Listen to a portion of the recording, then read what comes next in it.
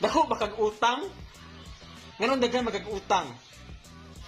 Sala ni mo na nganon dako kag utang. Gistador ka. Dili, joke lang.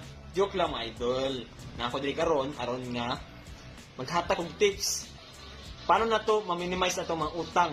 Paano na to maiwasan kini mga bagay? So una mga idol, number 1, iwasan na tong utang is iwasan na to magpalit og mga luho, mga bagay nga di na to magamit.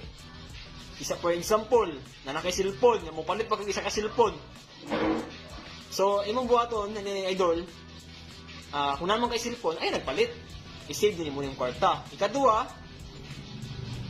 number reason kanang dako kag utang is because nagpalit kag bagay para mapa-impress sa ubang tao. Ikatulo, nga tips kanang dako kag utang is because nangutang ka para na i-celebrate sa birthday